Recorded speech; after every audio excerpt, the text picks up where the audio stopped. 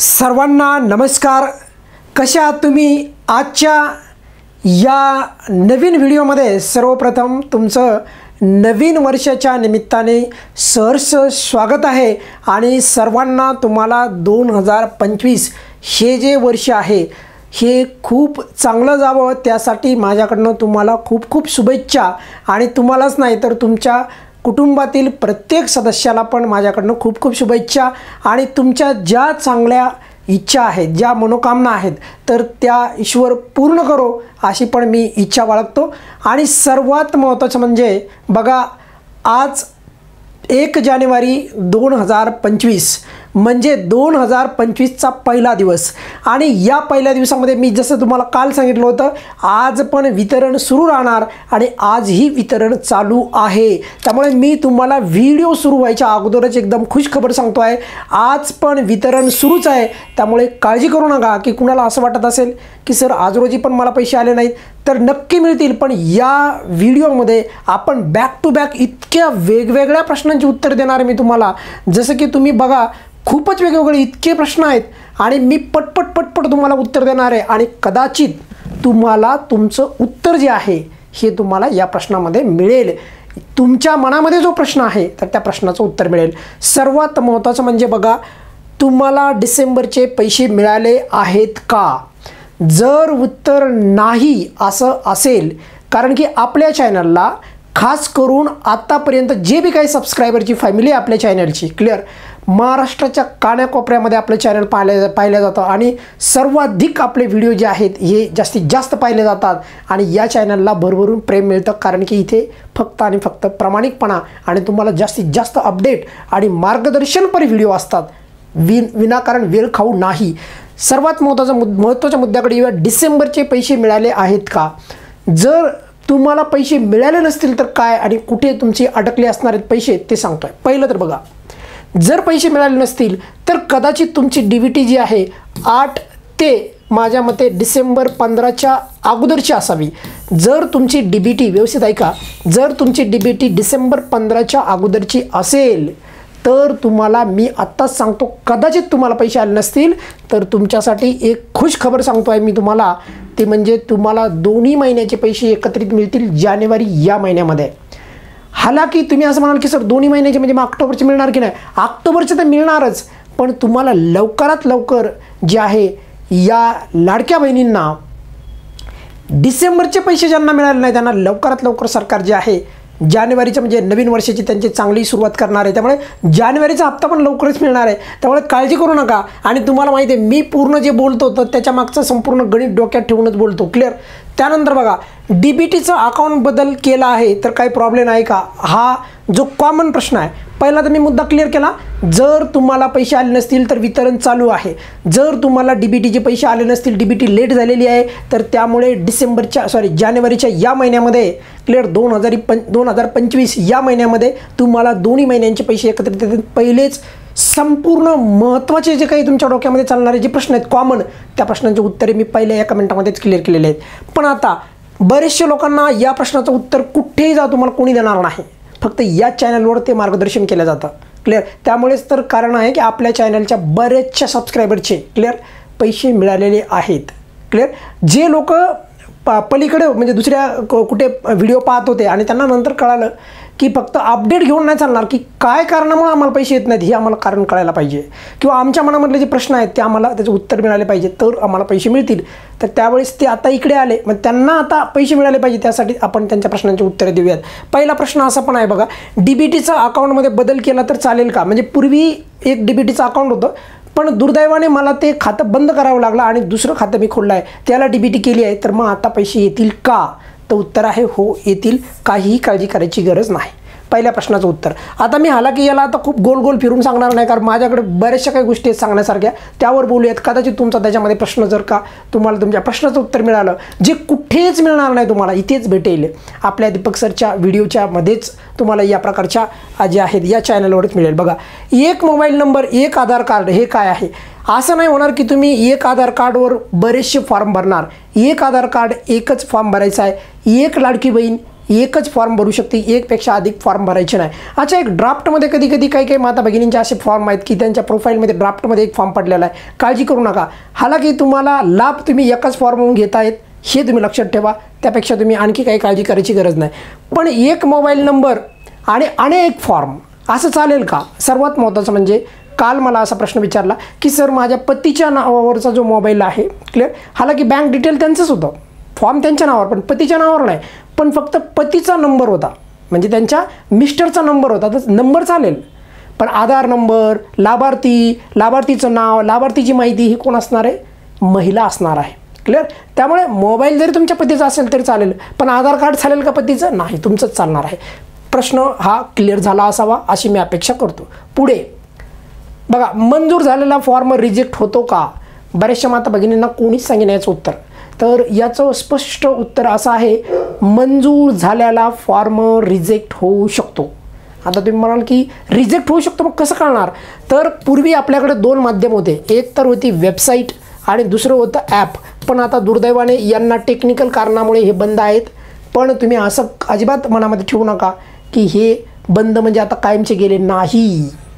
कुछ तो चालू आहे. मी सांगतो तुम्हाला त्याच्याबद्दल, मी तुम्हाला सांगणार, मी त्यामुळेच सांगतोय. आपल्या चॅनलला पुढे काही जर तुम्हाला समस्या येणार असेल तर पहिलं अलर्ट करून देतो. पहिलं तुम्हाला काय काय रेडी ठेवायचं ऐन वेळेस ते मी सांगणार आहे. पण तुर्तास आपण याच्यावर त्यांचं जे काही आहे वेबसाईट आणि ॲपच्याद्वारे त्याचं जे रिजेक्ट झालेल्या फॉर्मचं आपण तिथे असं एक डोळ्याचा आयकॉन असतो, तर त्यावर क्लिक केल्याच्यानंतर आपल्याला कळायचं की रिजेक्ट कोणत्या कारणामुळे झाला. दुरुस्ती करून परत आपण रिसबमिट करू शकत होतो फॉर्मला. पण आता दुर्दैवाने वेबसाईट बंद आहे आणि ही चालू होईल, असं नाही की परमनंटली बंद झालेली आहे, असं काही काळजी करू नका. त्याबद्दल कुठल्या तुमच्या मनामध्ये प्रश्न पण निर्माण होऊ देऊ नका. क्लिअर. जे आहे ते सांगतो. पण मंजूर झालेला फॉर्म रिजेक्ट होतो का? हो. उदाहरणासाठी सांगतोय, जर समजा तुम्ही 1500 रुपयाची कुठल्याही स्कीमचा सरकारी शासकीय योजनेचा म्हणजे लाडकी बहीण योजना सोडून जर लाभ घेत असताल तर मग मात्र प्रॉब्लेम येईल. क्लिअर. किंवा जर तुम्ही 2100 वगैरे अशा कुठल्याही एखाद्या योजनेचा फॉर्म तुम्हाला जर का लाभ मिळत असेल शासकीय, तर मग तुम्हाला लाडकी बहीण योजनेचा फॉर्म तुमचा रिजेक्ट होऊ शकतो. उदाहरणासाठी एखाद्या योजनेचं नाव सांगतो, संजय गांधी निराधार योजना. लाडकी बहीण या योजनेच्या पोर्टलवरती अपडेट झालं होतं आणि त्याच्यामध्ये स्पष्ट सांगितलं होतं, जर तुम्ही संजय गांधी निराधार जी योजना आहे, क्लिअर, निराधार योजना जी आहे, तर त्या योजनेद्वारे जर तुम्ही त्या योजनेचे लाभार्थी असताल तर तिथे तुम्हाला यस जर आले असेल, यस, क्लिअर, यस आले असेल तर मग मला समजायचं की पैसे भेटणार नाही. पण नो असेल त्या ऑप्शनच्या खाली तर तुम्हाला पैसे येणार. क्लिअर. नो पाहिजे मग. क्लिअर. नो असेल तर समजायचं काळजी करायची गरज नाही. पण पूर्वी तुम्हाला आले होते पैसे 7500 रुपये, पण आता नाही आले, डिसेंबरचे आले नाही आणि येतील का नाही गॅरंटी नाही. तर येतील, काळजी करू नका. आणि जर आले नसतील तर कदाचित तुम्हाला माहिती आहे तुमचा फॉर्म रिजेक्ट झाला नव्हता. आता तुम्ही असं नका समजू की एकदा पैसे मिळाले मग परत रिजेक्ट होऊ शकतो का?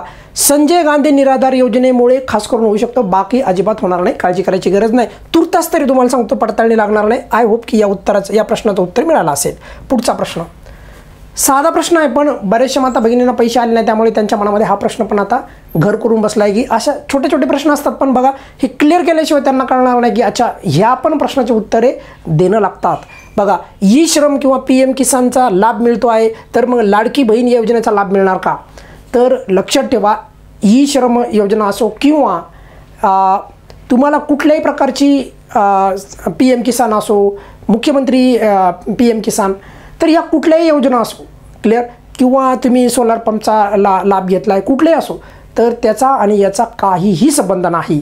फक्त तुम्हाला मी परत सांगतोय, जर तुम्हाला महिना, व्यवस्थित ऐका, जर तुम्हाला महिना 1500 रुपये लाडकी बहीण योजना सोडून दुसरीकडून कुठून मिळत असेल, विशेषतः करून शासकीय योजनेचा, म्हणजे बघ समजा उदाहरणासाठी सांगतोय, तुम्ही वयश्री योजनेसाठी जर असताल तर याचा अर्थ असा नाही की तुम्हाला लाडकी बहीण हे त्याला कुठल्याच लक्षात ठेवा. आता वयश्रीचं तर एज वेगळं आहे, एज फॅक्टर वेगळा आहे, पण ते असो. पण सांगण्याचं तात्पर्य, जर तुम्हाला 1500 रुपयेचा एखाद्या योजनेद्वारे मंथली लाभ मिळत असेल तर मग मात्र अडचणी. अदरवाईज कुठली योजना तुम्हाला मिळत असेल, सर मला हे मिळाले आहेत, मला एकदा यावेळेस पैसे मिळाले होते, त्यावेळेस मिळाले होते, मग आता त्यामुळे तर मला लाडक्या बहिणीचे पैसे मिळत नाहीत ना, असं नाही. क्लिअर.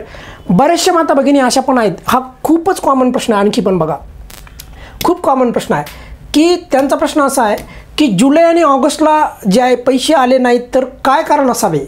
जुलै आणि ऑगस्टच्या लक्षात ठेवा, जुलै आणि ऑगस्टचे आजचं मी सांगितलं तुम्हाला की आजचं जे काही हा जो काही व्हिडिओ आहे हा अतिशय नॉलेजफुल आहे. इतका नॉलेज याच्यामध्ये दिलेला आहे की तुमचा कुठला प्रश्न कदाचित ट्रिगर होईल आणि तुम्हाला उत्तर मिळेल.